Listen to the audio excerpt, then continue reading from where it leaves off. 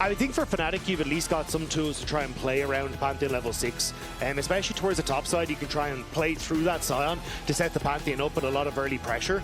It does mean get away with it with little to no cost.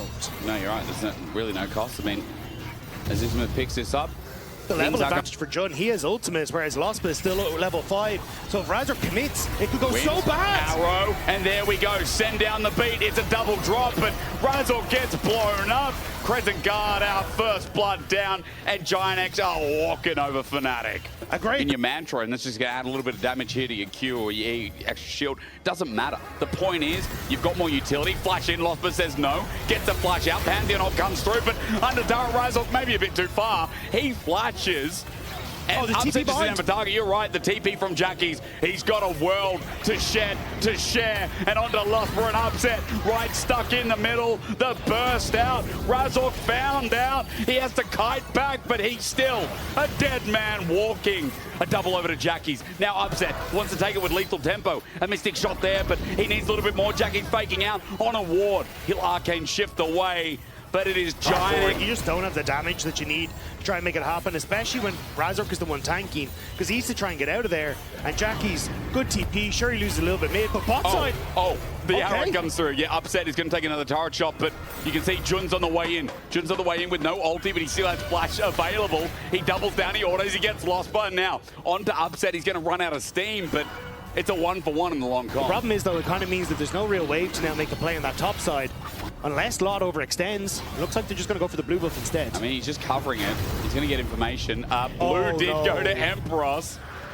So Razor and Fnatic, you just lose that overall. Now Isma going to try and steal away this red buff as well, but Imperials is behind them. It is a good flank with the Mega Blast Cone being used. Remember, the Smite was burnt before, but there's another one up for Razork. Isma right in the middle. Crescent Guard comes out. He turns around. Decimating Smash avoided instead. Razork smacked down. Perfect execution. The arrow might miss, but Giant X ain't missing a beat in the early game once more. Giant X again. Yeah, and I think here Fnatic were like, look, there's 2 members for Giant X. Lot isn't here, but they just don't have the damage to burst out anyone, especially when it's a Scion.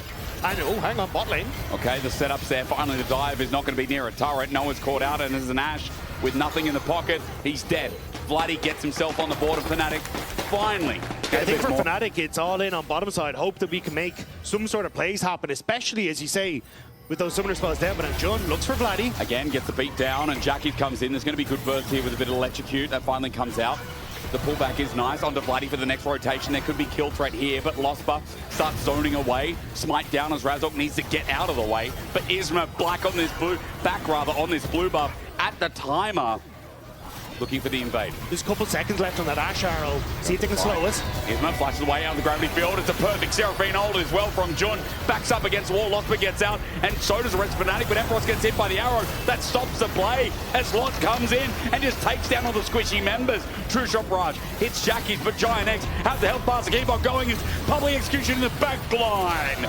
Lot gets a triple. Empress is tanky enough to survive this onslaught, but for how much longer? He'll run to the turret to the safety, but Fnatic are getting schooled, and Giant X are showing you why they are in our top 4. Giant X are saying, you know what, lads? In that bottom jungle. I do think one of the things Fnatic has done well, though, is getting deep vision to spot out where potential plays could be. Set up. But Lost does get out, but that means the Scion ult is just going to go to the side. Emperor's trying to cut him off. Lot has 4 members on him, but mid might be open for this.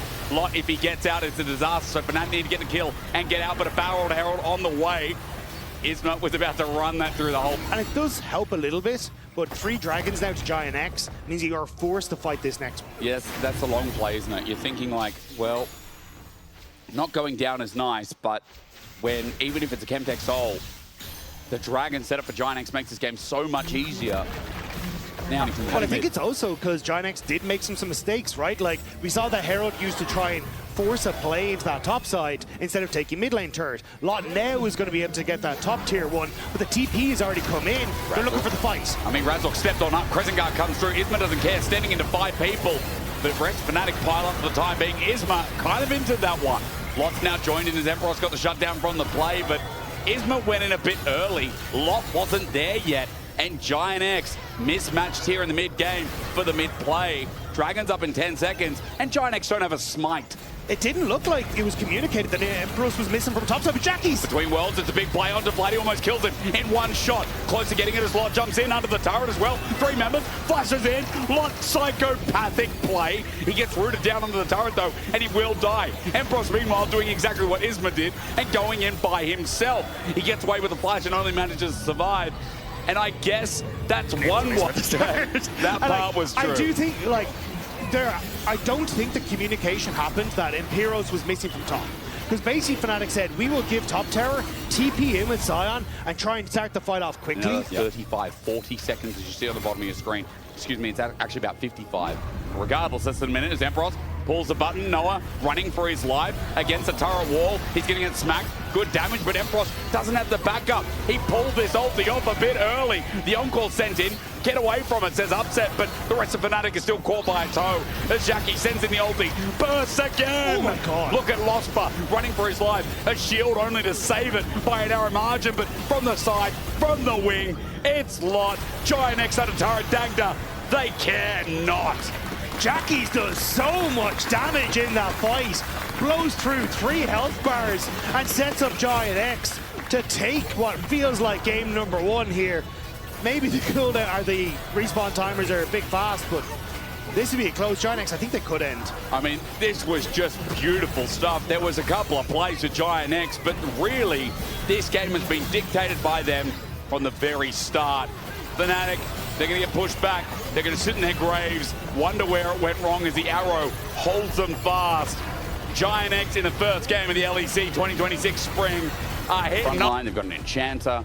This to me seems like a simpler comp where for Fnatic, I mean, there are a lot of go buttons there as well, Dagda, I see, but I also worry about as this game goes on.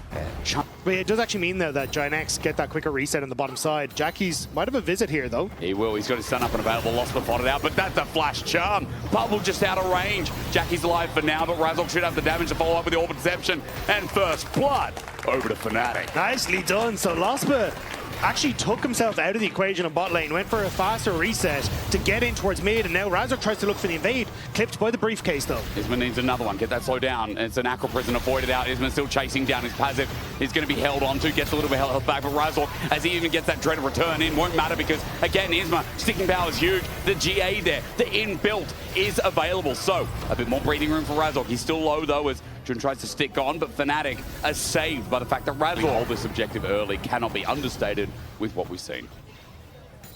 You know, and Jun have been doing a great job on this bottom side, though, getting invade himself here off that pressure mid. He didn't want to smite, but now spotted out. Oh, Razork, cheeky grin, takes it away. Spirit Rush over the wall as well, and the charm because the CC is going to connect. Isma flashes away, but he's just caught in the middle of it as well. Razork has got more in the chain, in the chamber, and down Isma goes. Really nice invade time. For Upset has had to stop off for the tier and hasn't been able to find as much of a lead in the bottom side. Has been doing well when it comes to like getting plates in the CS, but that Triforce is so much more expensive, so don't think it'll happen for the next Dragon. Flash against wall, all out, pulls him over, but not towards the rest of Giant X. Empress still isolated on an island though, as Noah's come up as well. Flip back and an arc light of Ruin to ruin Empress in the top lane. Nice. Danger approaches as Fnatic look to make a response play, but the thing about diving Lot is it is a Cassante. Without all out, without flash, yes, but Katie Grogron about to be up and available. Again, it's difficult. He's going to Pathmaker in at half HP. That's great. The flip doesn't connect. Lot taking a while to dive at Razork, not in the GA version.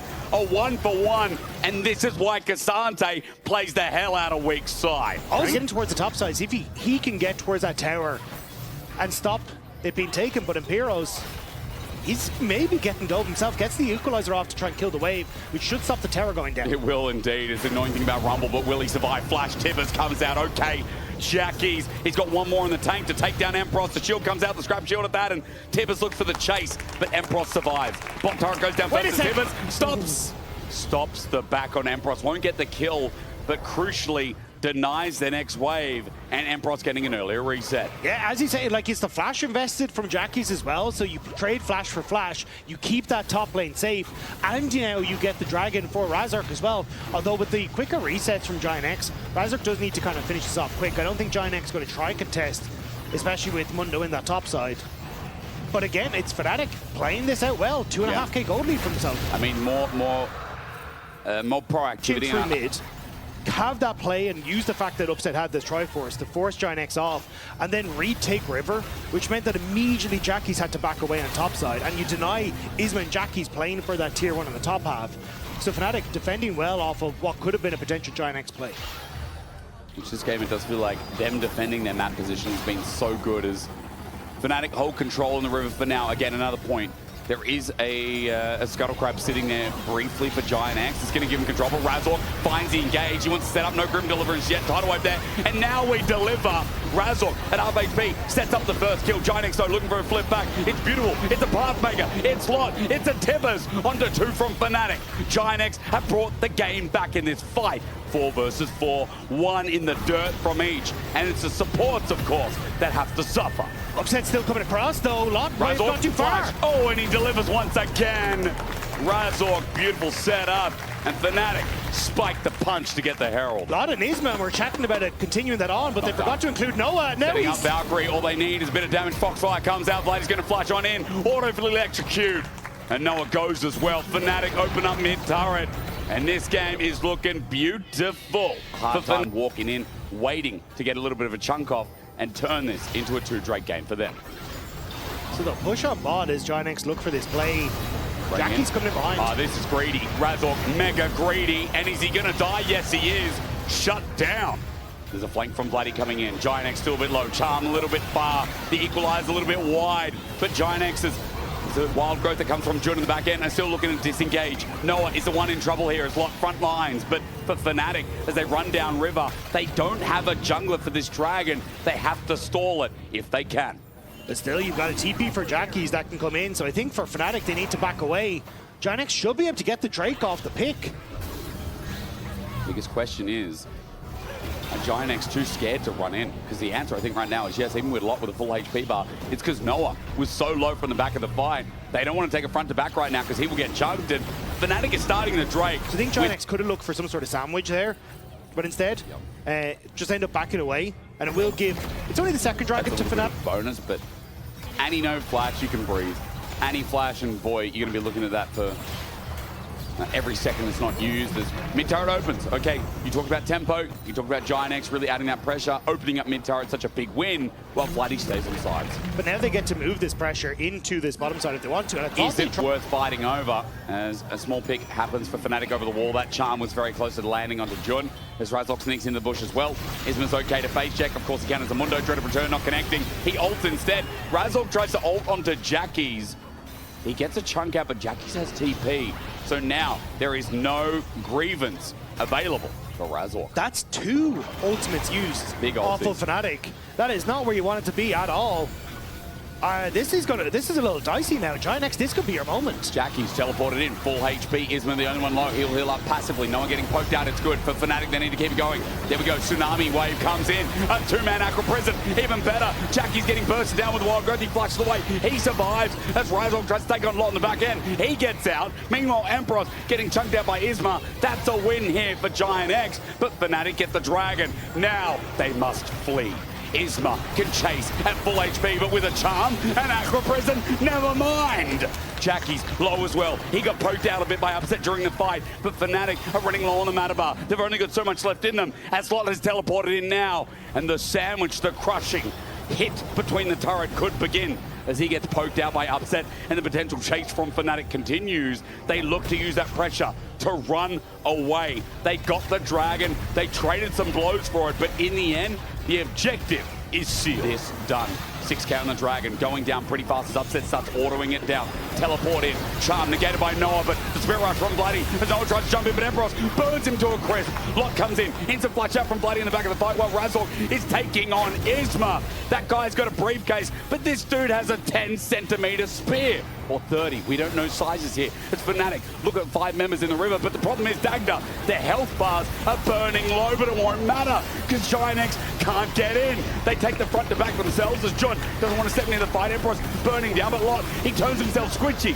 The problem is Upset goes down, but it won't matter because with Hextech Soul, Giant X are not escaping this play. Isma runs to the mid lane, but no hooray as Razork takes him. The fight's not over. Jackie's his flash burned in the last fight, but He's going to have to pull out a miracle. Vladdy takes the Hex Gate right into the waiting arms of a Tibber. And now Vladdy at half HP, a little bit of trouble. Baron not taken down yet. Equalizer on the back end though. Onto Jackie's. There we go, Grim Deliverance. And Fnatic still find a way. But Noah, front to back here. He's got all the damage in his kit. He heads forward. He's got an Arc Lighter run, but no!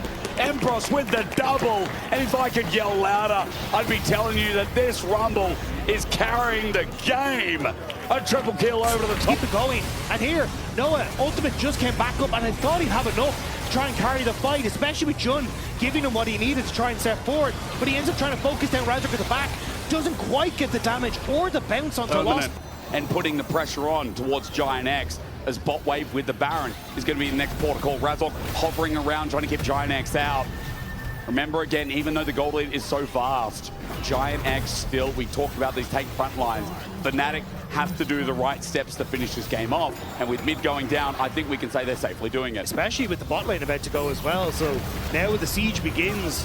Odds inhibitors and Giant X are caught. Lot is against the wall. He has no flash available. Instantly, Isma is dead. Razork helps do that one. As Upset is the one who's just shredding through. Man, if there was ever a game you can see the LDR in action, there it is. Good poke damage onto Upset, but once again, Noah, as he steps forward, gets burnt down. It's Empress's ulti dagger as Vladdy runs in. His Spirit Rush, Charm, his quick burst, and Fnatic come alive at the start of spring. A much stronger early game for Fnatic in this one. They were able to play through those item spikes, play through Vladdy's charms, and set themselves up to take this to game 3. What a brilliant retribution in this second. And hope that Isma can try and help out. Jackie's in the mid lane, try and find some early plays there, especially as you start to tick over to level 6 with Jackie's. And see if you can snowball Vladdy. So it will be a trade here, as Fnatic basically using that bot side pressure to get Dragon. But I am curious if Isma responds with that gank mid. He did actually back. So Isma's timing there is interesting. As Mega not going to be used, there's a Dominus shoved back. Poked out the biggest objective. But as you said, yeah, that dive could be an even bigger start here. Control ward down. He's stuck in the bush, but Noah knows he's about to die. Vladdy sends it down with the wall as well. Cyclone up, no chance. First blood over to Fnatic and bot lane where their home and heart is. I love the loss, but it tanked the first shot on the tower. In the 1v1, you can see already it's getting a little bit difficult as we focus our eyes on this second Drake. Set up, all in, change corruption, landed a little bit early. Razork went in way too deep, but maybe he can redeem it as Jun gets on out. And meanwhile, the teleport down, it's perfect. Jackie finds Upset, he misses until he doesn't. Under the turret, matters not again as Giant X open up with a burning kill. Upset's dead, and Fnatic might have lost their second Drake. That was sick from Giant X. Incredibly quick turnaround. The ult from Jun and the exhaust to just stop anything happening. Sneaky monkey, a wall out, 1900, 1800. The engage from Isma, set up as Jackie engages as well. Over the wall, Jun tries to bait it in. The range, the poke virus, it helps out to negate as Giant X get their first Dragon of the game. And Razork wasn't as sneaky as he thought. No, and I think Jun played this well. Because for Lot with Stride Breaker in the range matchup, he's going to be able to get on some of these targets a little bit easier as Giant X trying to persuade Razork to leave. There's the Assault and Battery. Cease and desist rather with a flick back. Vladdy was waiting for it. The flash hit Pop Blossom on Lost for it. Isma deep. Now John is going to set up with the engagement as great as Jackie's. Hits everything. Shuriken flip, he waited, and he is rewarded. Upset sees his old maker from the last fight as Jackie's runs away. Over the wall, Empress with no Meganar as the Weaver's Wall comes in. But Vladdy, he's Shuriken flip. He's got the Unraveled Earth, but Jackie's thinking about going back in. As Noah flashed over the wall, Giant X escaped, but Jackie's Akali is looking mighty fine. Jackie's having a lead and having the power in this 1v1. If Giant X adds some members and with their dive, makes it very easy to accelerate this Akali further. And, whoa, hold on, Noah. Razork sneaky, Noah by himself. He is a virus. He doesn't have flash available and he's dead. Double TP, triple TP. Okay, everybody in. Isma says, send it. And he sends Razork back. Double Cyclone comes out. Jackie's, he's already jumped on in. Under turret. Shuriken flip in and out. And a 5-point strike. Added in. Ascot at full HP. Sends it on to Vladdy. Giant X do not care if a turret is in the way. They will take your fight. Jun followed up on Jackie's engage so well. Again, this kind of combo play between multiple members of Giant X has been crucial to their success. Now it's Dragon and a huge amount of damage on the mid lane. One is a 1 for 2 again. Absolute balls of steel as Giant X set up the third Dragon of the game. Second for them. A Hextech Soul once more. And GX has a 1.1. And Razork will help Blighty take this turret. Pings are going down towards mid lane, as you were saying, and Upset is peeling back. So further the conversation is he's a little bit deep. Dagged up. You're a mind reader, you're a setter up, bro. That smite doesn't work on Upset. He flushes out Pop Blossom. The re-engage with Tangle Barbs as well. It's nice from Lospa, but Emperor's not here yet. Into the Mega Gnar. GX, wrong side as Summoner's Rift as Noah teleports out, but no. Against the wall. He's smacked, he's hit, and Fnatic baited them in. I need to rewatch that because I thought it was Upset using the spell shield initially to deny Jund the engagement. He can receive that wave, he can TP for a flank. As you know that this is all eyes on this third dragon. Would lead GIANTX to a nice healthy road. Clawed up with Cyclone, starts a fight. Isma holds onto his ult for now. Quickness out, but dead. Chun is dead. No engage for GIANTX. Big mistake. They went in way too early. Isma sets it up, but you need a little bit more. Jackie's ran in. Upset the target. It'll be a trade of 1-for-1 as Slaughter's bringing it back on in. The range great. There's no one stayed alive. Fnatic have used all their juice to find themselves a couple of kills, but now they've run out of charge. Lot peels on back. Bloody tries to do the same and gets them poked down, but GIANTX are left with Under that bot wave. This is Fnatic hoping they could deny this third dragon. Lot doesn't have Dominus close to, but in anyway. Isma sets it on up. Razork hit with a shuriken flip. Perfect engage from John. He gets quickness on everyone. And now Jackie's in the back line. Has got his position locked down. Lot is dropping down and he gets flicked back so slowly, burning down as Jackie's gets sent away. Upset stands and delivers. And the fact that he's healthy enough means that Fnatic can have another go. It's able to calculate where everyone's coming from and you find ways to keep them safe. Yeah. It's your one chance, especially as he creeps over towards that third item. But also, Jackie's is just so big. I don't know if he just one-shots him, honestly, at this stage. Stop his flank. But you're only going to get the space here as Fnatic with them heroes having that Mega Gnar. He's going to lose it, and that's going to be the go button for GIANTX. And you can see Lot is waiting it out now. Sees him, Mini Gnar. The pings are put down. Set up from Isma as well. Cease and desist. Chains of Corruption. Razork the target. Lospa gets it engaged, but it's just not going to work out. Look at Jackie's on the back line as GIANTX show us that this game is kaput. Fnatic had a couple of moments, but they will cease, they will desist, and they will lose the soul in this game. It was immediate from GIANTX. That Mega Gnar was gone, and Isma pressed ore and immediately... Come in, the steal would be miraculous, but GIANTX, the ability to peel off the dragon and find a bit, or rather Baron, teleport coming in, as meanwhile it's a long walk from Upset to take a Hex Gate. He'll come through the first one there, but he's still far away. Isma pressed the button again onto Razork. The real Monkey King found out. Isma with GA won't care. He goes into it, but look at the poke damage with Hextech Soul. Lot runs in, and crikey, that's a big one. A double kill already over to Isma. As Emperos, he's going to go Mega. A 4-man. It's recoverable with a Sivir as well. You think great, but the problem is Lot has GA, and even that won't be popped today. Triple kill. Emperos punched in the back. Dinosaur down. From his heroes. But watch, the spell shield keeps him topped up, which actually gets, I think, just enough damage with the boomerang to kill off Noah in the back. It was a lot closer, and you can see, like, if Upset is allowed uptime, that could be their moment. I mean, GIANTX, yeah, cheering, but also just a little bit suspicious on how long the fights go. Upset has himself a BF sword. The LDR there, he shreds through. The game's not done yet. With Baron now in full focus, Fnatic look for a pick before we start thinking about it. Weaver's Wall going to come out as well. Bloody looking for Lot. Dominus popped out. Seismic shove at half HP. He heals up a little bit, but Lot into GA. Nice and early. A winning fight maybe for Fnatic, but Noah's damage. His range is too much to handle. Now it's Emperos with Chains of Corruption. Noah caught out over the wall. He's getting poked out. Razork bonking him on the head. GIANTX running for their lives as Baron's starting to help out as well. It was so dispatched from GIANTX in two different places. They lose out. Jackie's wants to make the hero. GIANTX, their gold lead is going down now. A GA just picked up in base from said carry of Fnatic. And even though the gold is quite activated, so it is coming down to this. 33 minutes, 34 about the crest, 45 seconds on the dragon. The poke from Noah has to hit. Emperos hasn't ticked over yet to Mega Gnar. But as you say, that Hextech Soul doing a lot of work. Fnatic want to try and find this fight as quickly as possible. Noah stepping up, Isma looking as well, flashes, cease and desist.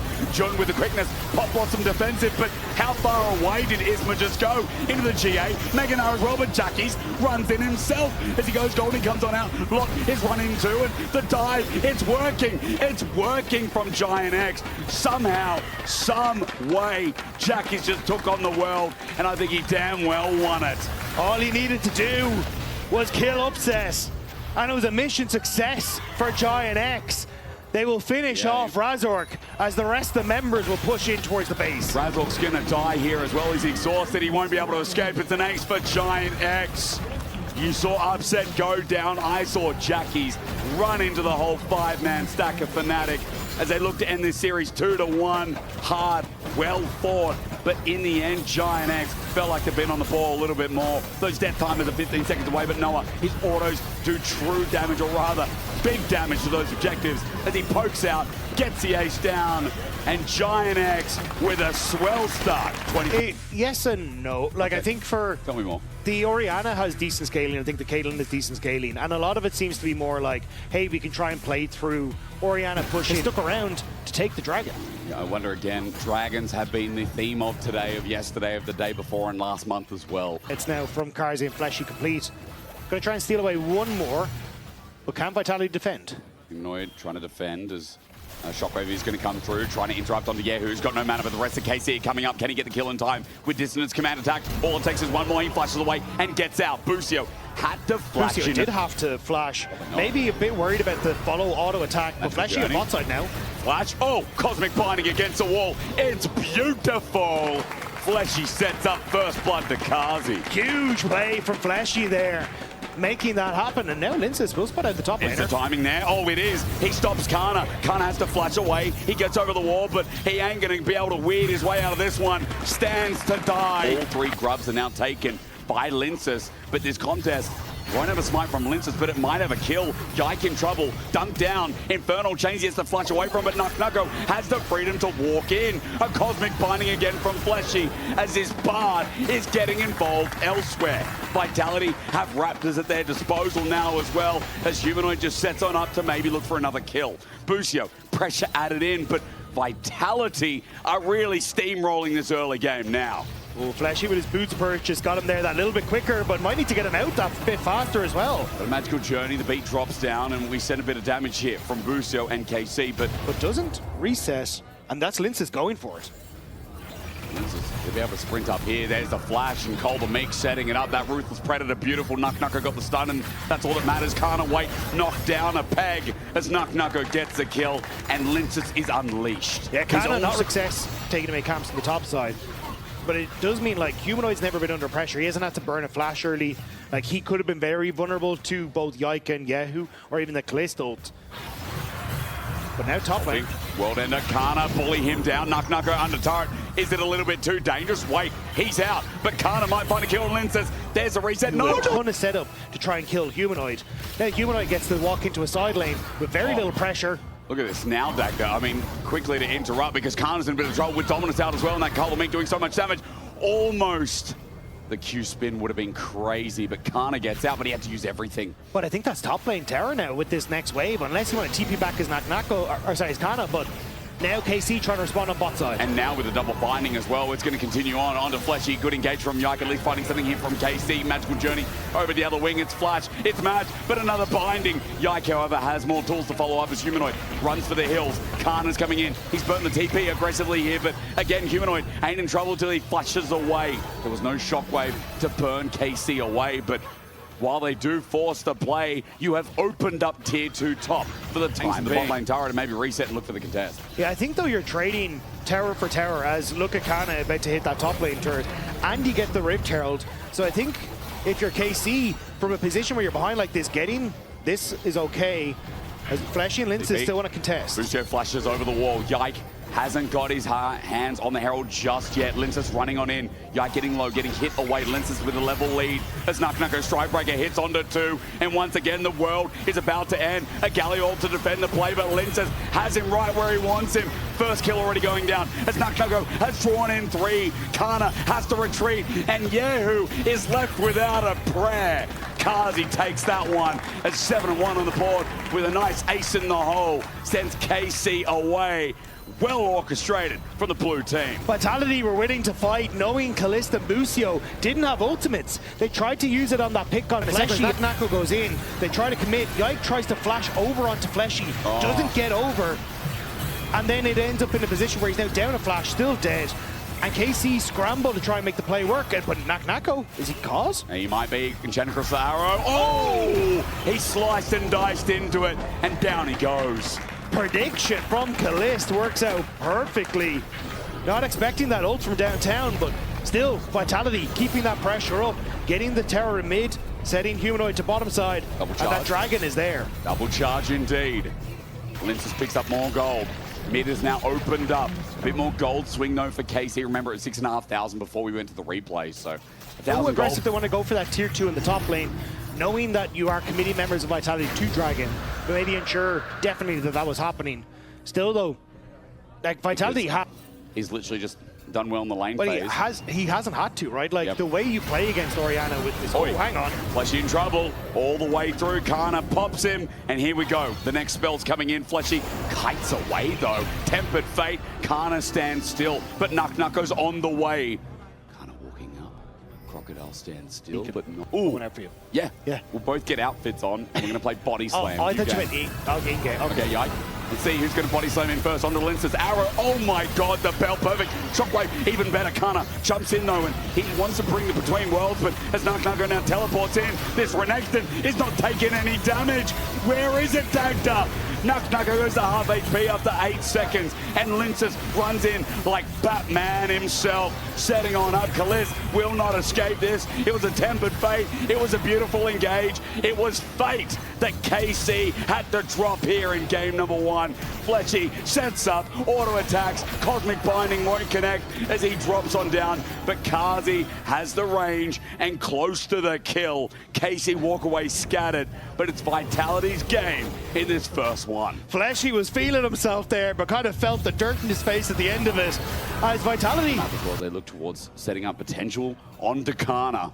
Now, Kana getting out of this is going to be a very good trick. He's going to pull out the Between Worlds, but Fleshy hovers over Cosmic Binding as he travels on 3, maybe in a bad spot. Tempered Fate finds only one. Fleshy, where are you going, son? And does it matter? Kana, yes, it does, because he gets out. And Fleshy a bit too deep. But KC had to use everything to get the support pick. So Vitality get mid lane tower, they are still going to be able to get the position that they want. So it's kind of nice as a pick who actually kills people, even if you stay alive longer. I mean, also, with the way this game's gone, if I see Kalist He's checking into so many people here, you just die.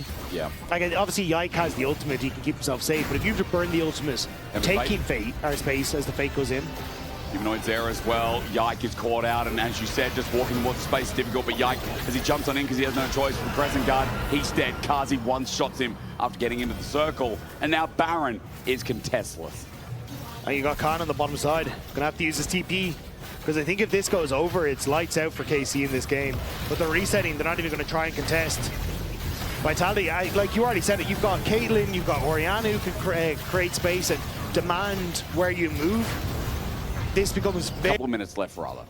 1,500 in the bank, just about. Nako are going to try and advance this, but they're trying to push Kana off of the turret.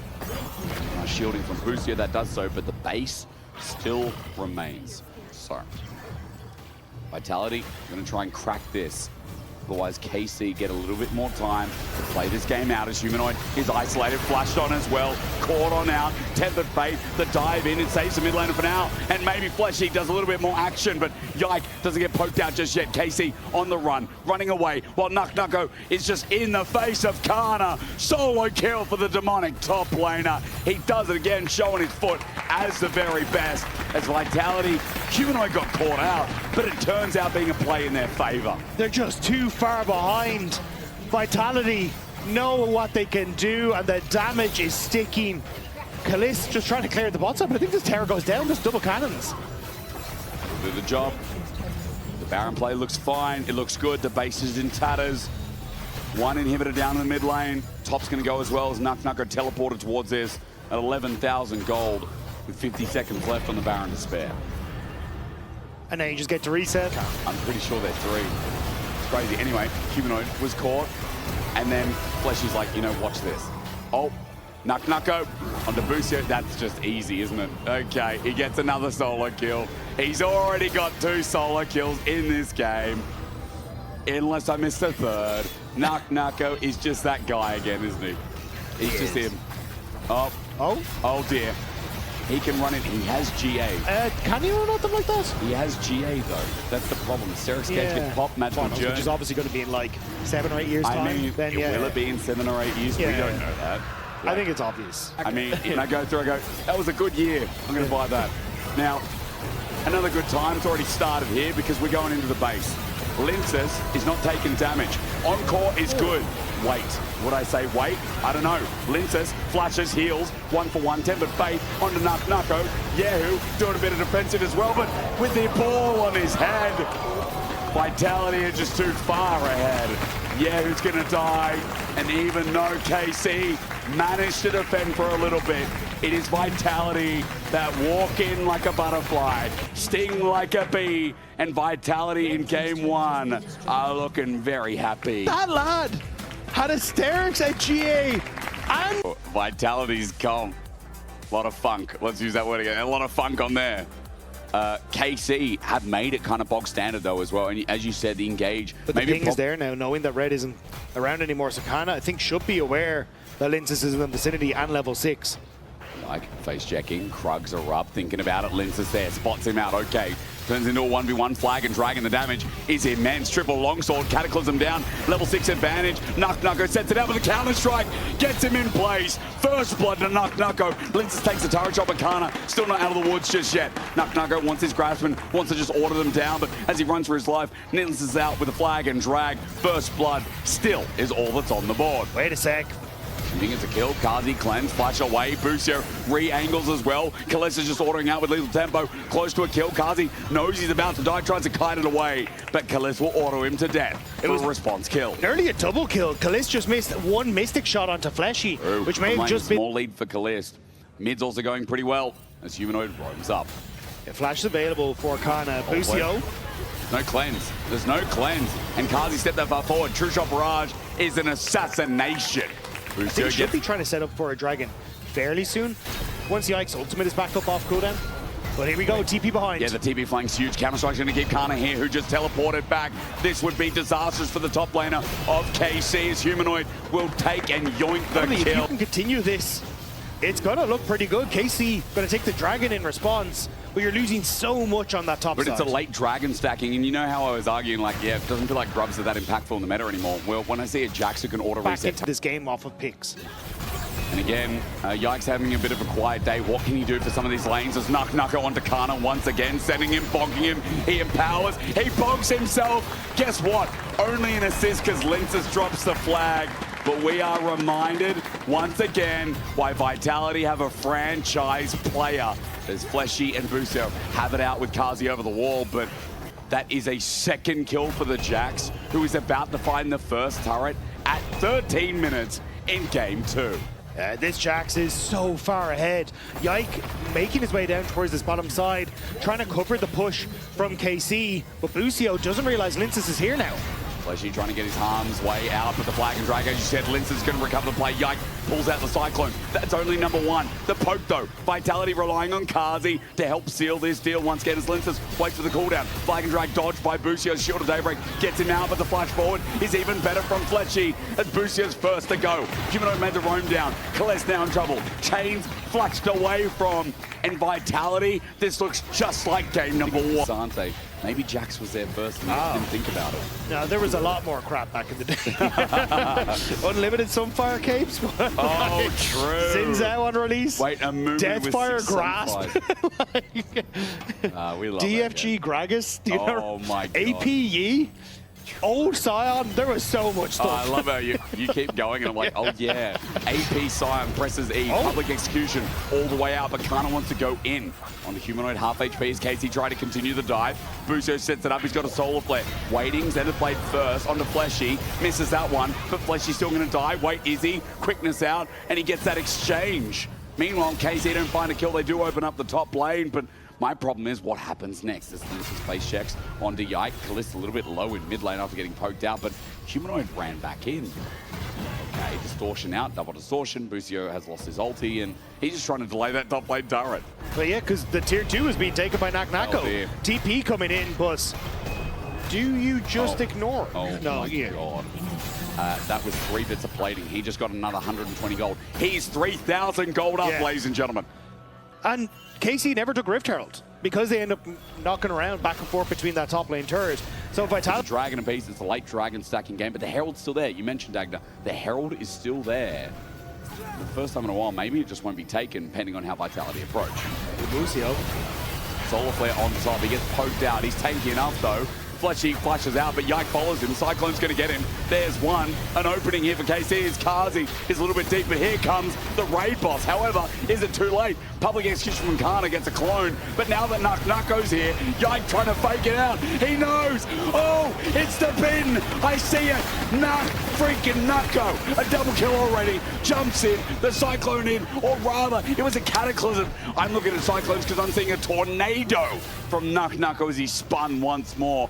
Vitality got caught out in that fight, but so Herald, again, for the first time in quite a while, as KC look for a play towards bottom lane for Humanoid. 3 members. Busio has the Soul Flare once again. He flashes in, Shield of Daybreak, makes sure that Humanoid can't move, and it's a pick. It's a shutdown over to Kana. KC are slowly crawling back in this game.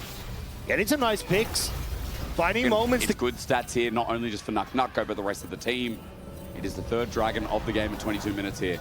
Naknako's going to walk up, get their vision, and Vitality might have the best opportunity here to start off that 3rd Drake. Kana. You're not going to do some damage. Yes, he is. Sigil comes through with the chain. Electrocute. Kana's a bit low. So, Vitality off of the pressure that Naknako had on that bottom side.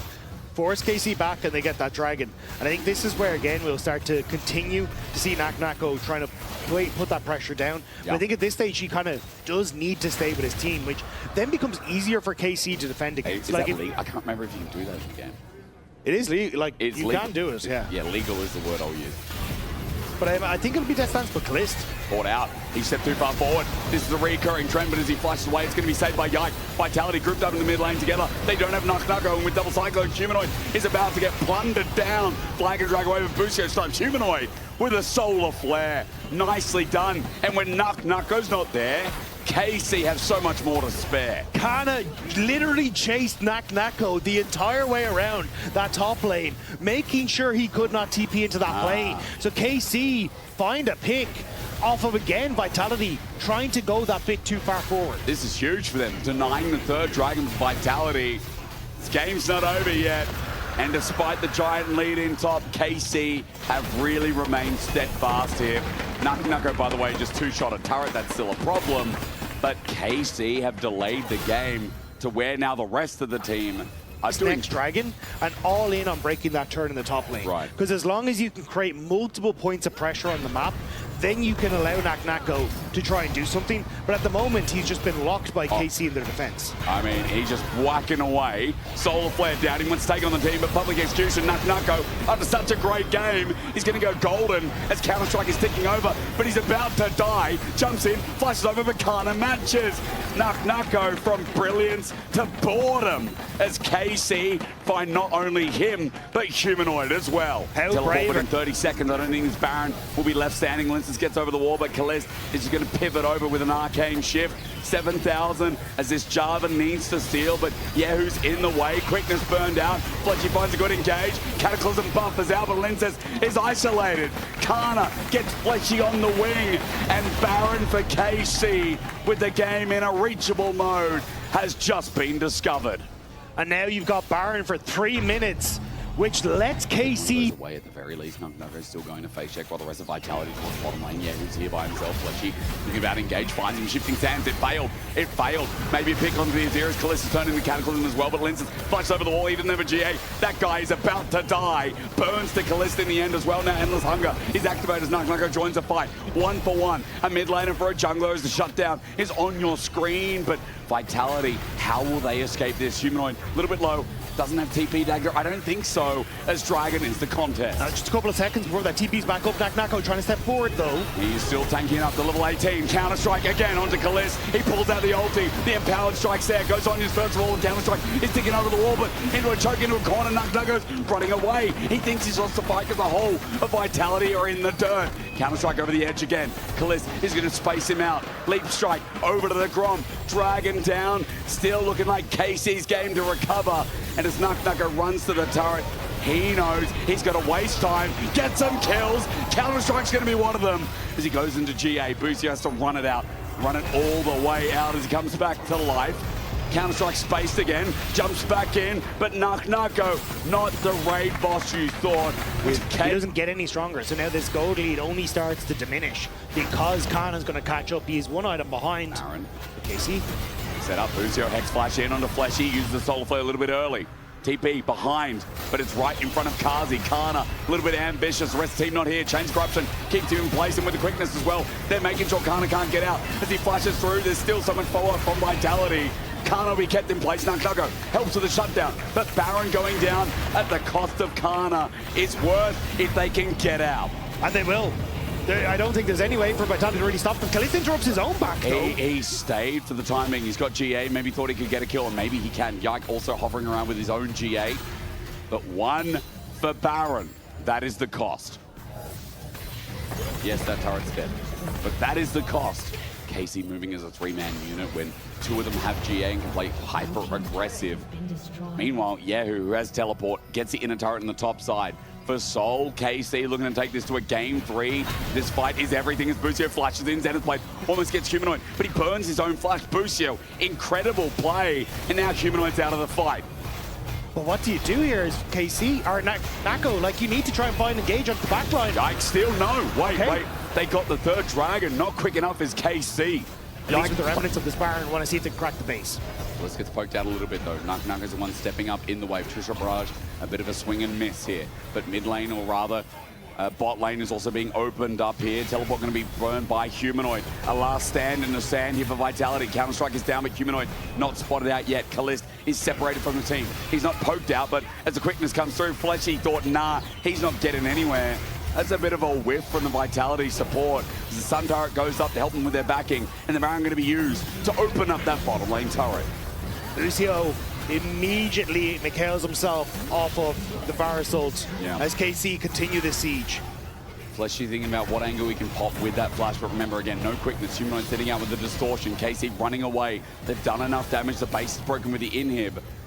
As Linces is not even there, by the way. He's just going for a Buster. Fnatic, or rather Vitality, excuse me. They're the ones who have to approach. Maybe I'm looking at the brush as Fleshy wants an angle. Kana gonna zone out. Nuk goes in. It's a messy Baron. Nuko's the one frontlining for now. As Linces also sets up the ulti. Kana first to go. Yike on his GA. He's gonna drop as well. KC have blundered it a bit. Jumping in. It's a triple. It's a triple into the GA. It opens up from Humanoid. And Nuko finally. We see the lead play out. The top laner of Vitality. He comes in and he makes sure that it ends right here. Nako played that perfect.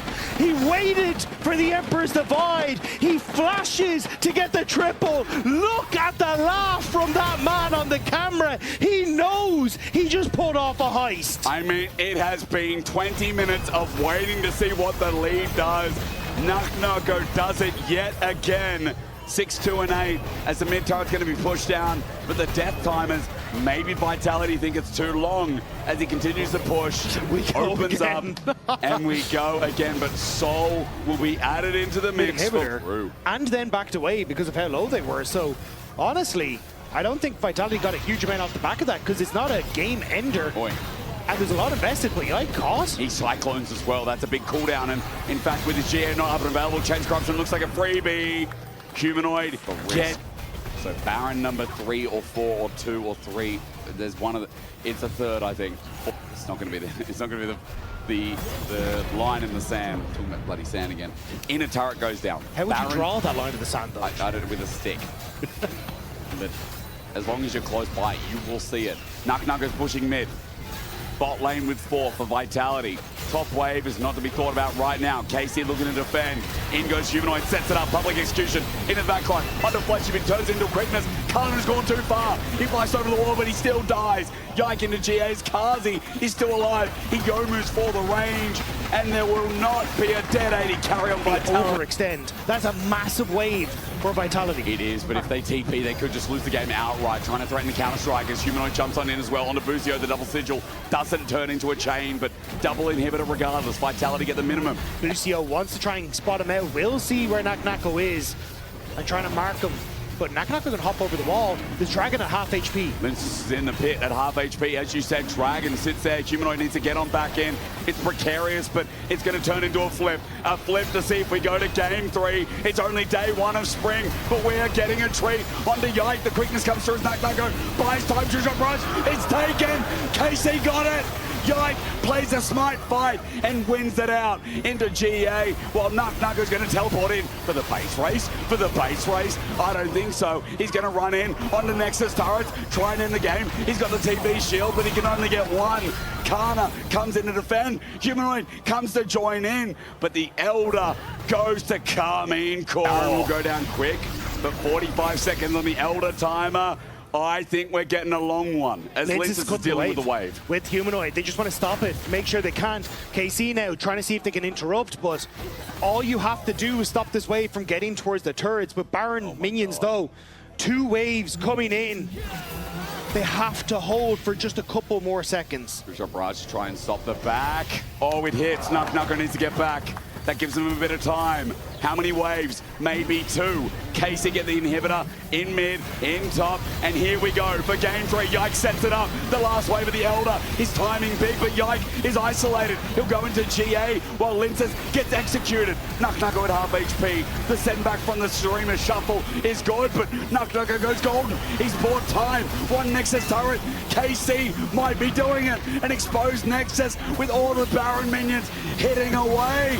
Naknako is gonna die, and KC have not only broken my voice, broken the base, they've broken down the door. Dive in with the Nocturne makes a lot more sense, and that's what they end up going for. Okay, so did it save the draft, the Ahri?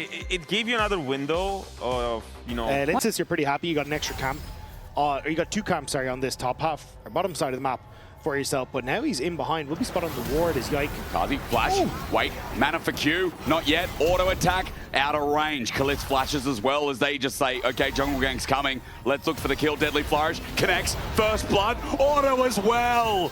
Kazi 2 for 1. The chatness of this 2v2. They immediately used the stun before Vitality actually went for the all-in, so now trying to get it back up, but Humanoid at half health. And just thinking about the angle he can pull out, just waiting out. He's going to eviscerate a little bit onto Yehu, pulls out the Spirit Rush. Paranoia comes in as well. Flash over the wall, waiting for the W. It's going to be burnt. There's Linces onto a pack, though. KC find them group, but Tibbers comes out in the response onto Yike. Low health bars, but a reset over to Linces, but Aqua Prison. Perfectly done, but still, reset comes first. Cold Pack's now down as the dog is down as well. Ends up being a trade of junglers as a fight. Now, they don't overstay. Linces wasn't there. He now claws his way up as Yike setting for the Paranoia. It's going to be jumping onto an Annie, flush away, but I think the damage could be done. Tibbers comes out, but it's not enough to get Yike off his head, and Yehu picks up Humanoid. Tibbers gets angry, but a great pick from KC as they look for a little bit more. Yehu flashes, charms, gets a flash out of Fleshy as well, but KC pounds, and it's a great play to get more gold in top lane. Ultimate available either, which is a pretty key tool for a lot of their engage and setup. Well, Karzi still putting some hurt onto Kalist here. Full shot now equipped. Callisto steps up. He has Busio by his side. Foster's bomb flashed away from. Well done from Callisto and Busio. And Fleshy going to have to dodge away from the Aqua Prison. His movement pretty clean here, but with the Gatling gun and a couple autos as well, he's just dead. Curtain call under the turret while Temple. Well, Sarah's setting up the ship. Oh, that's a ship. I'm sorry.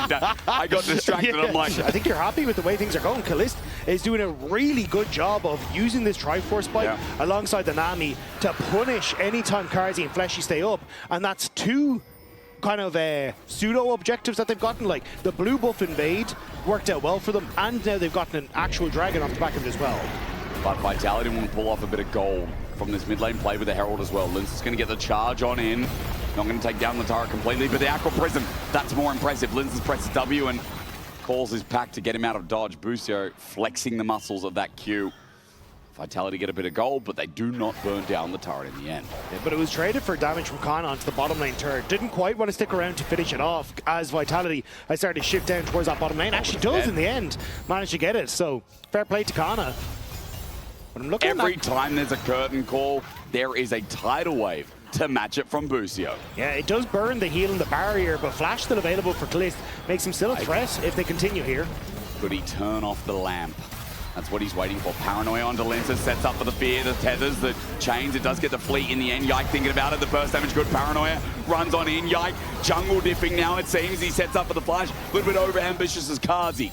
Gets on out, holds onto his own. Kana looking for the flank in behind them though. Vitality have to run for the hills. Equalizer's not too bad. Kana has his flash available with an ignite, thinking about turning around. Electro Harpoon just out of range. The shield is good to give movement speed as Kalist runs out of minions, so that's to back away. Still, it's a KC win with Yike demonstrating his supreme display of talent. Of course, he's not on the Kiana, but he is definitely carrying with this Nocturne play. Kana is trying to move around, and it is giving a lot of alone time to Nako in side lanes. Big one here with, once again, a Hextech Soul. Karzi is so close to that Infinity Edge, but he just doesn't have the time to get back. I think that's why Vitality are trying to see if they can play up on this mid wave and get him a little bit of a chance to get access to the wave.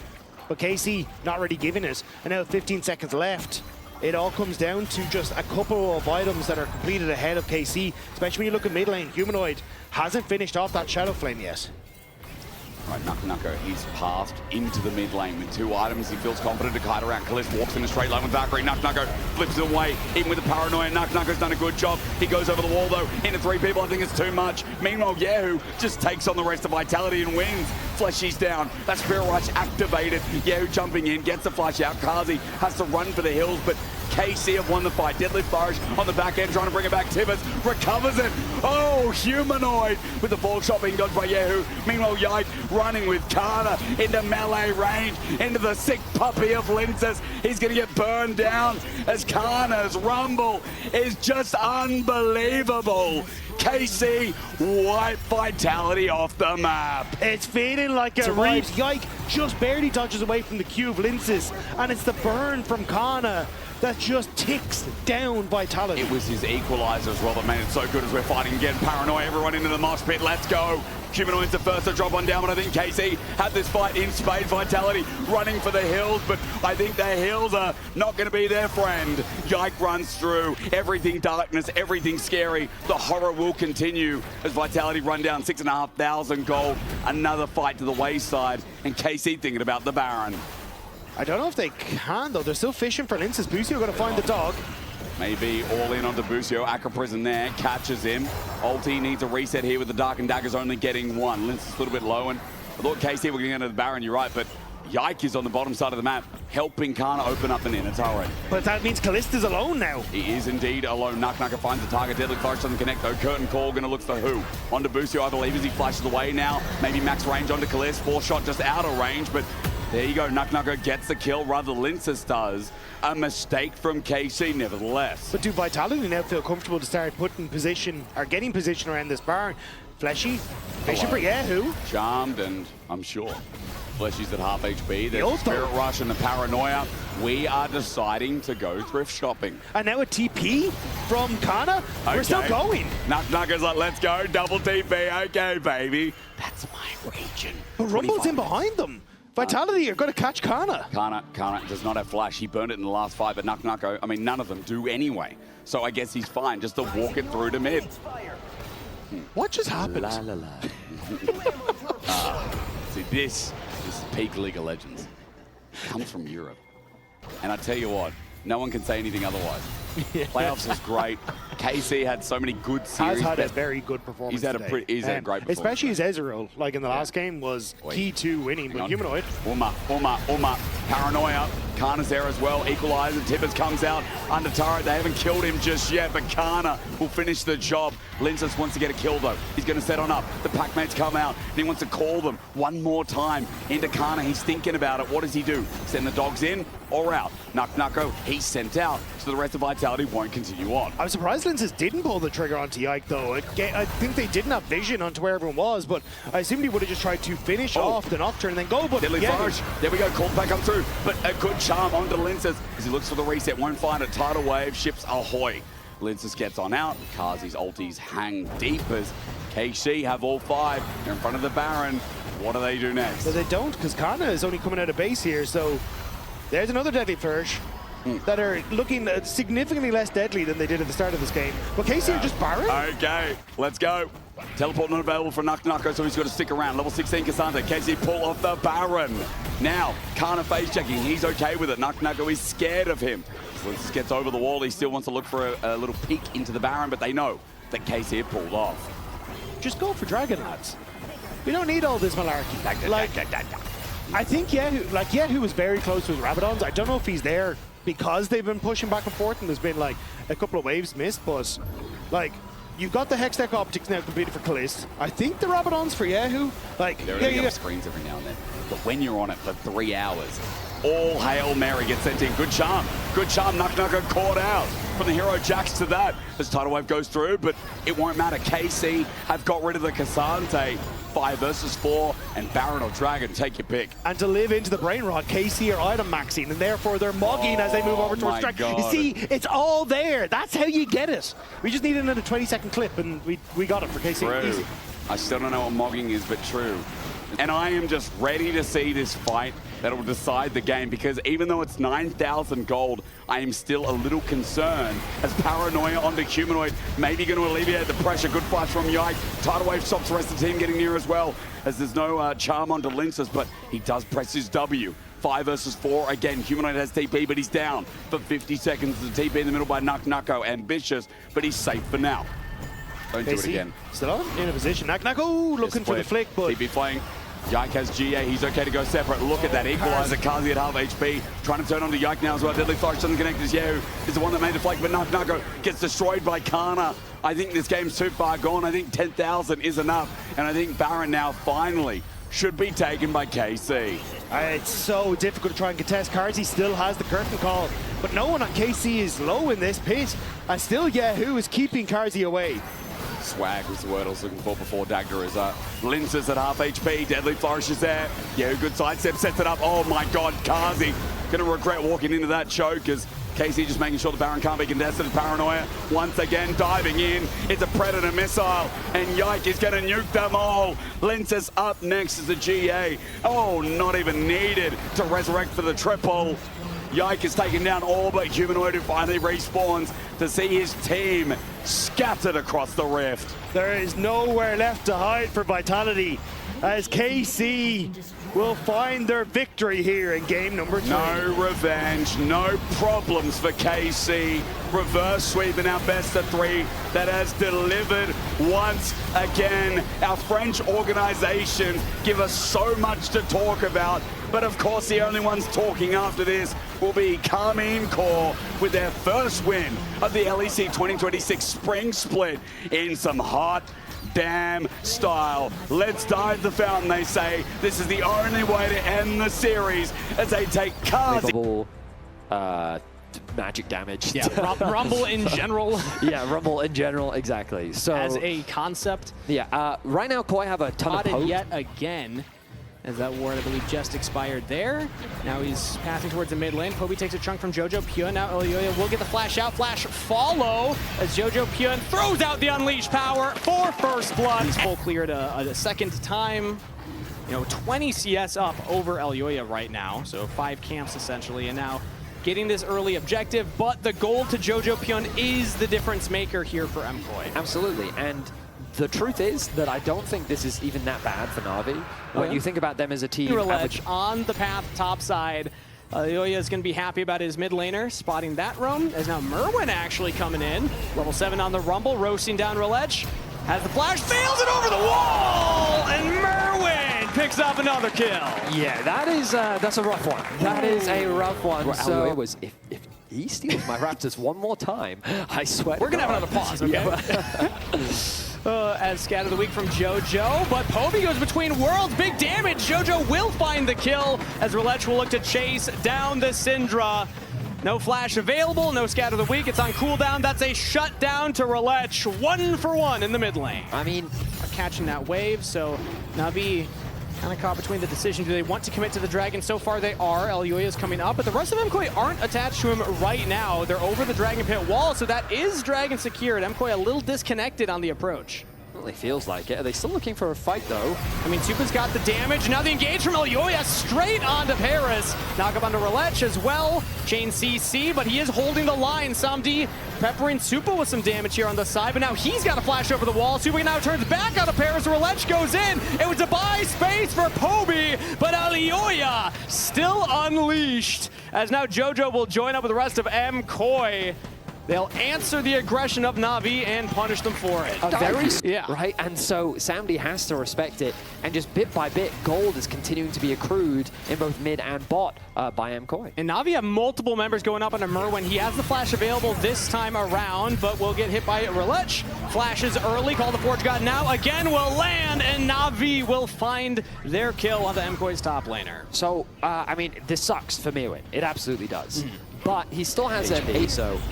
Herald going to be dropped, and it looks like they're going to do exactly what we talked about. Exactly. So Merwin still no flash available, no equalizer this time, in trouble under the turret. Meanwhile, Supa, oh, he goes down to Samdi, does not trade onto Paris. Supa just, I don't know how we got into that position, but either way, that's now 2 dead on MKOI. Na'Vi find 2 plays on opposite sides of the map. Towards securing that tower. The bot tower can't be secured because Ornn is still in the area. I mean, a big blunder there from Koi. They just threw away 1K of their gold lead. Exactly. It was 2.5, now 1,000. MKOI will get another dragon. It looks like a race between turrets, and also Na'Vi will get that first turret on the top half. So now it's not even 1,000 gold lead for MKOI. They were in such a good position there, Betty, but I mean, Na'Vi, we were wondering about their decision making. Let's see how Relech. Oh, look, Relech has decided enemy jungle is his jungle. Elyoya will be able to get this first. Now the Scatter of the Week comes through for on to Relech. Flash from Elyoya. Call the Forge God will land, but Elyoya is in safe territory. Has a team behind him. Because the tidal wave will only land onto the front line main, but now the bubble onto Paris, and Supa over the wall with a snipe. Now Relech has the backup of Poby. They're onto Elyoya. It will be trade of 1 for 1, but Relech once more finds Alvaro, and Na'Vi find 2 kills in the fight. Meanwhile, Jojo, Piona, and Supa completely separated. Supa goes down again. It's the solo laners for MKOI trying to fight in the river, but Relech is back to full health on the Aatrox. Merwin will still hold his ground. MKOI decide to back away now, but disaster for MKOI as Na'Vi pick up 3 kills. Kangas, and Na'Vi takes advantage of that. They start picking members apart. Relech gets 2 kills on the bottom side of the jungle. They get a 3rd onto an isolated Supa. And now Koi, even though Merwin and Jojo have regrouped, don't actually have the damage anymore to turn the fight in their favor. So it ends up being a winning play for Na'Vi, even though they were too late to the red bar. And the gold's dead even, but the kill favor to Na'Vi, and they'll get another turret now, getting a slight gold lead in their favor. They've been able to come back very, very quickly from MKOI. How well can Koi use their poke? Yeah. Because as we come back to the draft, the biggest question for me was, how is... Ooh. Or can they just find a pick right now? Jojo just says, I'll do it myself with the Rocket Belt Syndra. Just closes the gap, Scatter the Weak, and takes down Samdi. So hopefully that was a taster of what's to come from Jojo. Because the question was going to be, what can They're this able to get their second dragon. It's still going to be a delayed soul, no matter how you slice it, because it's going to be 2 apiece for both teams. Na'Vi still have the scaling options, but I mean, if MKOI can find plays like that ahead of the objectives, they can still find their way to win this game. Absolutely. Although Supa like now. Relech finds an Ezreal yet again, and the tidal wave almost saves his life, but Samdi is able to chase him down. Na'Vi find their own pick, and now Jojo P on the Rocket Belt's not going to save you this time, brother. Scatter the Weak onto Paris. Unleash power. He will trade his life 1 for 1 as Poby will take him down. They get the TP out from Mingta as well, but Jojo continues to be a force on the side of MKOI. Right now, as MKOI, they don't spot this at all. I mean, you're just talking about player of the series, Relech, stacking those up. How about a Baron sneak on top of it, as Na'Vi will get that. He's forced to flash, but there it is. The dreaded Infinity Edge now finished. He's going to get back out onto the map, and Na'Vi's ready to fight Relech. Relech does not have a lot of backup behind him, but he does have Call the Forge God. Now Crescent Guard to try and buy Elyoya some space here, as he will flash away. Equalizer from Merwin. Supa walking forward as well with Jojo Pion in his back pocket. Na'Vi a little separated right now as JoJo looks for the scatter. We got a Sam D, flashes forward, but the unleashed power is not nearly enough to get through that Karma shield. Paris keeping his bot laner alive. Flash from Poby, goes between worlds. Big damage out of JoJo, the weird need for the kill, as Sam D will find the damage there. MKOI will lose their jungler. Na'Vi still 5 strong. And this should open up the mid lane. They'll quickly take the tower. And of course, Relech sets his sights on those Raptors once again. He has to take everything away from Elyoya. They'll get an extra plate. Victory. I mean, it's a victory, just flat out. He's going to be looking to take as many camps as he can. Takes the Baron, takes the fight. Oh. And Poby finally getting a little bit more impact in this game. He's been stifled so much. Wave, get more plates on that tier 2 turret down there. And now, just establishing more control in the jungle. Scatter from JoJo catches Relech, who just flashes in onto the Syndra!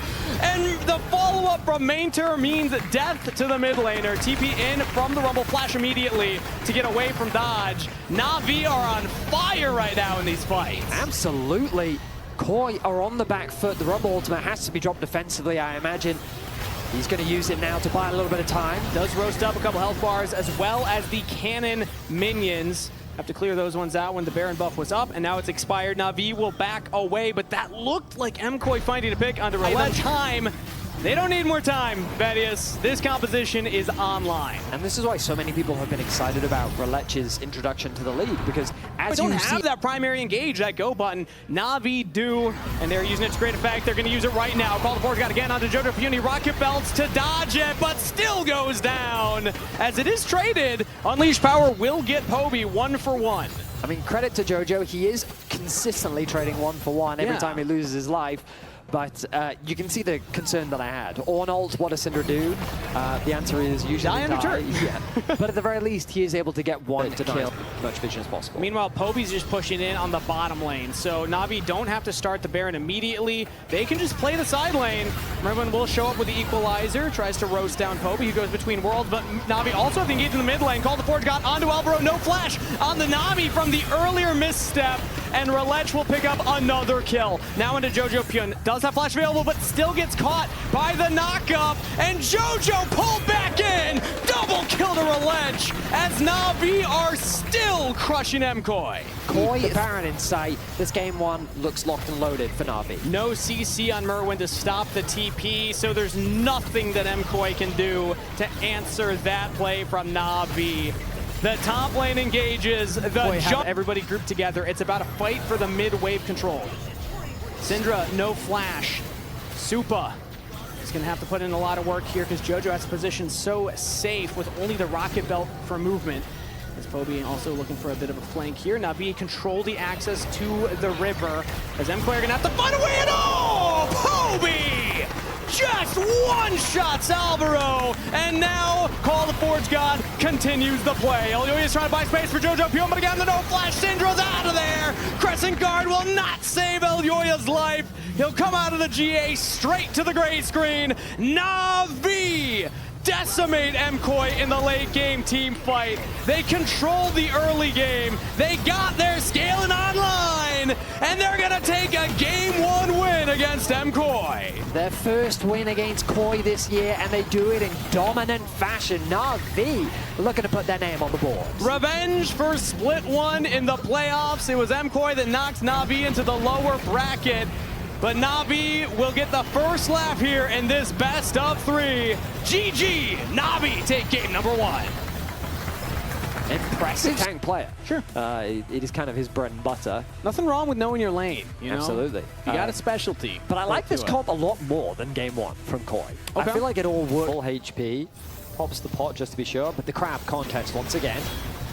And yeah, we're contesting for the top grab, but him is Mainter as now we go for the play. Spell shield the shuffle. First blood to MKOI as it's Alvaro that picks it up. Mainter has to flash. Elyoya will chase him down. Shockwave pulls him back. He can't get out with the blast cone. Now over the wall towards a red buff. Has the magical journey to get to safety. But first blood regardless to MKOI. Okay, so MKOI looks very clean to me. And again, like the way that I saw Na'Vi playing the game before was that so much of their focus was dragons. Whereas now Paris has a target at this point as he's spotted out by Alvaro here, still kind of just bouncing between mid and bot, is now Relech. And see a pop blossom from Alvaro, but not a lot of follow-up. Tempered Fate used, but instead they go mid lane. The shockwave combo. Nocturne delivers it. Jojo thinks, oh, they're going on to my jungler. Poby's also roaming down to try and help, but ends up falling himself. Now Jojo in a bit of danger himself. Public execution over the wall. Flashback from Jojo, and a flash follow from LEC will secure the kill. Shut down to the jungler of Na'Vi. Meanwhile, topside, Elyoya is going for a gank onto Mainter here. He's a tanky Scion, and he's just TP'd back to turret. And it worked. All right.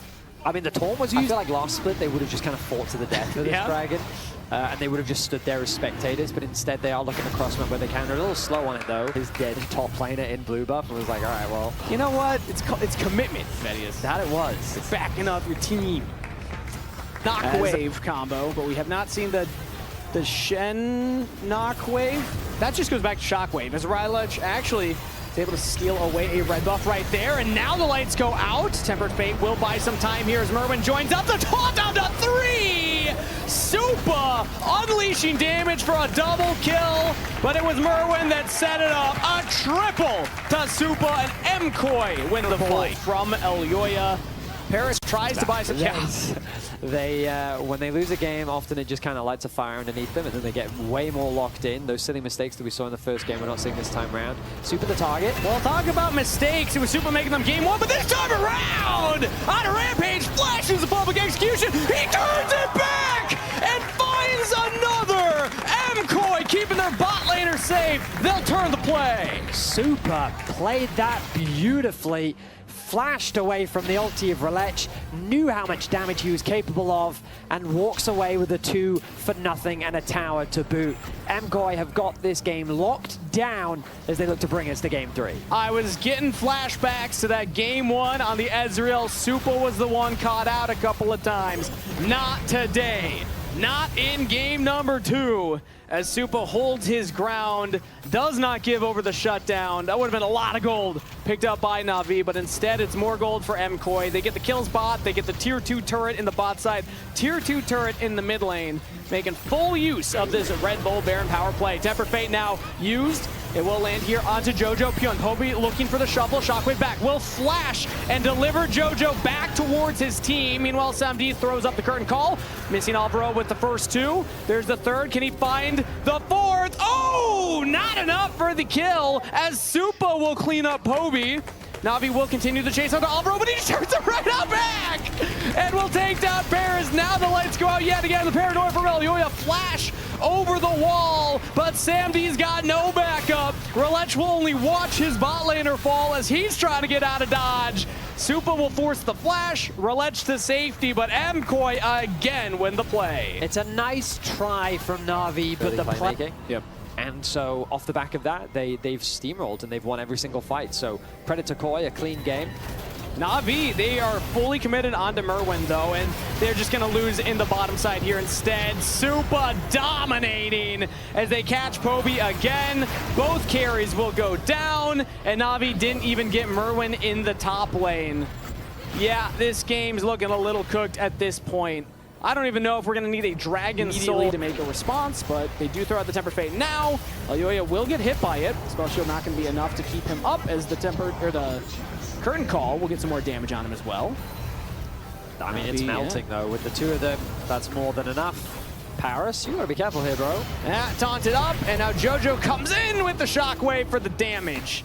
As it's Merwin with his first kill of the game, 105. Gift some kills to your tanks, everybody. They will appreciate it. LEC is able to buffer the Pop Blossom, gets out of there, but still, MKOI with their second Baron, and now a numbers advantage on the Rift will start the siege. And the Shockwave cooldown isn't even that long. Like, yes, it's on cooldown right now, but they don't really need it. They know they have the numbers advantage. They know they have the damage. The goal lead is monstrous. Mirwin is pushing in bot. They're pushing in all 3 lanes. Sometimes this can be very risky, but it feels like Na'Vi has no answer. MKOI will take the first inhibitor turret, start working on their first inhibitor as Merwin, meanwhile, pushing in on this bottom side. Elyoya pushing top. Every single lane is collapsing as Na'Vi will have to find some last stand. Right now it's LEC in the 1v1 against Merwin here, and he is losing it. The Shen with the shield and the damage coming back. Rolech will now look to go in with Sam D, but does not land the W, so Jin has to back off as now the final touches. They got the knock wave onto Rolech. The hero is not enough as Poby flies into the back line, does find a nice shuffle. That's one, that could be two as JoJo almost falls, but Supa gets his mid laner out of there, and MKoi putting the final touches on this game.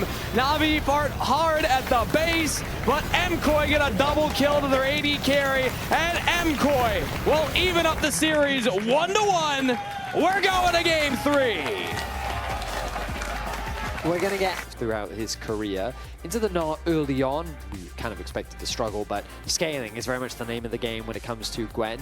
We talked about utility. Push him all the way back. Rolech takes the top scuttle and now looks for a gank. Stops the retreat path from Irwin. He has the flash available, but he's going to have to look for an outplay here as Mainter is mega. Not going to take up turret yet. They're just waiting out. Flash from Merwin. Follow up and first blood for Mainter. Rolech setting it up as now Poby gets caught out here by Elyoya. Knocked up with a third Q. Lands a char, but still it's death. Elyoya answers it 1-for-1. Okay, so we know that Rolech likes to gank towards the top side of the rift. We've seen that multiple times throughout this series, but this time the early gank really effective. I have to shut up because the hook connects. Another dredge line here, this time on the Sam D. Paris trying to buy some space here, but he's getting chunked low. Not rooted up this time by Albro, who will flash forward for the auto, but did not root up Paris.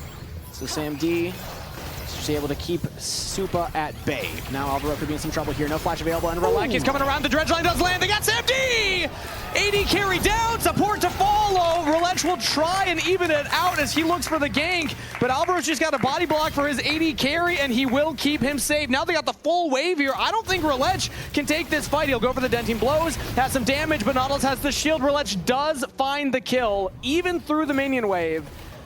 Answers 1-for-2, but Supa and Alvaro making magic happen in the 2v2. My goodness. Impressive stuff from the bot lane of MKoi. Supa got on the kill here. Had that barrier not been available. Yeah. Alvaro does have to give over his life, but impressive stuff from the bot lane of Koi. Now Hex Flash channel from Alvaro. Paris is here as well, but so is Elyoya. They're gone on the Poby, and they will get him. Alvaro picking up the kill that time around. Give him a double. The Nautilus roam. Now 3-1. And that Poby, who again is supposed to have that winning lane, they've just made it miserable for him. Oh, don't do it again. Don't do it. Another Hex Alvaro. Flash. They land a chain. The dredge line as well. Alvaro just cannot miss these. JoJo with the kill credit that time. Alvaro on fire in game 3. So do you remember at the very start of the series, I said there was a bit of a stigma on range supports? Do you see what I'm saying with the melee supports? His Nautilus looks pretty good. It's pretty good, right? So Alvaro, when he gets these melee supports, he loves being active on the map, the top lane. But what happens when your mid lane's falling apart? Focus on the top lane. Mainter gets another gank from Rolech, who will pick up. So one will be picked up here by Na'Vi now. Yeah, I hope they buff Grub soon. I want it to be a little bit more dangerous. Oh, okay, speaking of backup, here we go. We have Rolech Flash with the Vault Breaker, locking down JoJo Pyun, and it's Rolech on a killing spree. We can all agree that regardless of which team you are supporting, junglers are cringe. I mean, they just ruin everything, don't they? Well, if you don't like him, you're not going to like this play, because Rolech is just going from mid to top, kill to kill. This time it's Mainter picking up the gold. Now a dive on the bot side as Elyoya is looking for it. We have the Feather Storm. Sam D will throw it up now to dodge away from the depth charge. Elyoya gets charmed up here by Paris. Pulls him back in with the Dreaded Return. Throws out the Grim Deliverance, but he goes down! Can't get the passive up. And that is a kill donated to Na'Vi's bot lane as JoJo's looking to chase down Poby now in the jungle. No Spirit Rush, no Flash, just a Blast Cone and a Dream. And Poby will almost get to safety, dodges the chains, Flash from JoJo to follow it up, takes the Spirit Rush, and we'll get it. Is so close to falling as well. Meanwhile, JoJo in the middle lane is still, I mean, Poby is sad. Poby is the sad character. To finally connect them and find that connect.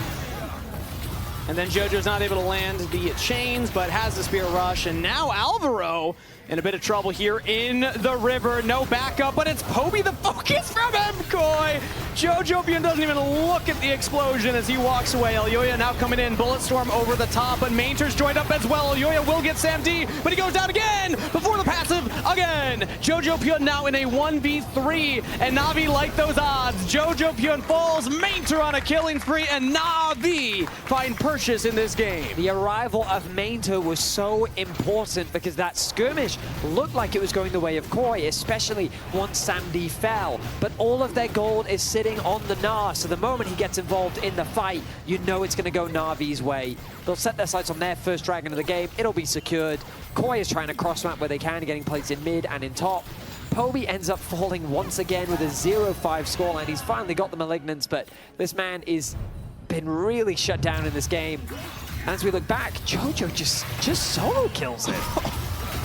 Jeez. I mean, wow. Yeah, that was clean from Jojo, but being 2 levels up, we're back to live. And Super could be in some trouble here as Poby's rushing forward with the Spirit Rush. Sam-D with the damage as well. Poby just can't get that final hit. The Feather Storm for the kill as Sam-D is able to dodge away from the dredge line just out of range. Alvaro cannot equalize. Super picked in the mid lane. They get both Summoner spells out from Super, and they find the kill, and it goes on to Sam-D.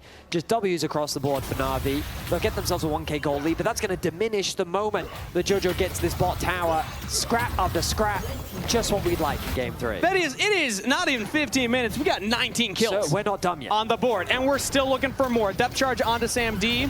Has no Featherstorm this time around, but the re-engage now from Na'Vi, turning it onto Alvaro. Sam-D was not in danger because the damage wasn't there to follow it up. Alvaro instead will fall. Mainter doing a good job of pushing out that top wave and rotating to join his team. The MKOI faithful looking to provide support for their team as advantages are being garnered rapidly by Na'Vi as they look to secure another tower. Yeah, I mean, we saw the turret picked up by MKOI, but this is the second now for Na'Vi. They got that top turret. Mainter was putting in work up there, Vedius, and that was exactly what happened last time around when these two teams faced off in a best of 3. Na'Vi could not turn it into a win, but we're seeing a very similar game state, if not just a little earlier. 15 minutes is pretty aggressive for 20 total kills in a game, but still, Na'Vi are showing that they have what it takes to scrap with MKOI. Now they get the Herald, they can't pick it up. MKOI are actually denying them from securing the objective, so just a little wasted time. I think LEC doesn't want to give this one up, though. The pings have come down, they've spotted him out. I mean, if he goes for this. Is he going to go? Nah, he's channeling the back. Okay, Not it fizzles. yeah. I mean, they've already broken open the mid tower, so I don't think it's the end of the world for Na'Vi. If anything, you can say that they denied it away from Koi, who then immediately takes the mid tower. So the Herald basically still gets Koi a tower. It's like game 3, they're all locked in, they're feeling the vibe. That tower is the focus for Na'Vi as the cross map will come through. That top tower going to be the focus for Mirwin as he does his best to get some gold back into his pocket, but mid lane. LEC Vault Breakers over the wall. Supa again all alone on the Misfortune. Mainter doesn't even need the jungler's assistance. He will get a solo kill onto the Misfortune. Yeah, I mean, that is another misplay there from Supa, getting caught twice now in the middle lane. With no support from his team. Mainter's about to expire on the Mega Gnar, but he might be able to get the ult off first. Now LEC jumps in, doesn't see Merwin there. Mainter flashes forward, doesn't get the Mega Gnar ultimate as Elyoya will use the ult to try and get away. Now Mainter kites back towards safety. Elyoya was under the turret, but this time he's got the passive, and this time it's a shutdown to Jojo on a Mainter, a shutdown on Jojo on a LEC, and so much gold injected into this silence. I mean, Get pushed out by Supa, bot lane already pushed out by Jojo as Na'Vi will take their blue buff and try and clear out some of the deep vision. Alvaro finds the dredge line here on to Paris, and that is just a CC chain straight to the gray screen. Paris out of there, MKOI get a dragon. Easy setup, easy pick, easy secure for Koi. It's fascinating how momentum based, because he could gnar the gnar, right? Like we've seen it before. They just hug. Okay, We're at that point right now. Another dredge line here onto Sam-D. Again, the bullet time not quite getting the damage down that they're looking for. Jojo will take the Spirit Rush as already Nautilus falls. Alvaro's out of there. Vaultbreaker channeled right now by LEC. Not going to go for it immediately back onto Merwin. MKOI lose their support as Na'Vi can march this wave into the mid lane and take a tier 2 turret. Big swing for Na'Vi. Yeah, they're going to be happy with that objective. It was Koi that initiated the fight, but they couldn't quite find the coordination. Mirwin even support. who only has 2 items, against the crit 80 carry. That Blade Caller did a lot of damage. As that pulled back straight onto Alvaro, half health bar. Now Merwin alone in the side lane. LEC coming in. TP follow from Jojo Pyun. Can he make it in time? Merwin's trying to get back to the safety of his mid laner, safety of his jungler, and he does it! Flashes to safety. Mater cannot find the kill, and MKOI get 2. It's a collapse from Koi as they send all 5 members down to bot lane to help out Mirwin. This time round, they don't allow Mirwin to fall, and it takes a lot of the wind out of the sails of Na'Vi. Last time, this game is blown wide open. Yeah, I think that was the swing that decides the game. Na'Vi, they tried really hard to get another skirmish. Super gets 1. I think it's Mirwin that gets the other. Then Koi walks away with 2 kills. Ari's locked with no TP. Yes, I have Ari ult right now, so if he has fights, I can TP. Ari top. Sounded like that was before the TP came out, as now we're straight into the Dragon Pit. It is secured by Na'Vi. Now they're looking for the play. Grim Deliverance comes in, but he's taken down. Elioy is out before the passive can come up, but it's the rest of MKOI that continue forward. LEC will fall. Mater and Paris separated from the team, and it's just Paris left. MKOI might not have gotten that dragon, but they will go hunting for some kills. Paris gonna make them spend some time for it, but MKOI, when it comes down to these fights, they've been winning them back-to-back, Vedius. They absolutely have, and we asked how impactful would Super's ulti be, and we could see how much damage he was able to deal in that fight as well. It wasn't even an enclosed space, but the ulti was good. He did good damage, and it's Na'Vi that's on the... Let's stop chasing the Rakan now, because I feel like we're not going to get much off the back of that.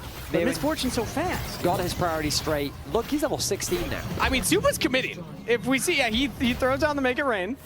Paris... I mean, he's got his flash available. I don't think there's a world. Okay, Yeah, that was a lot of time spent. No, C for effort. C for effort? They could have just ran mid. Okay. C plus? No. Okay.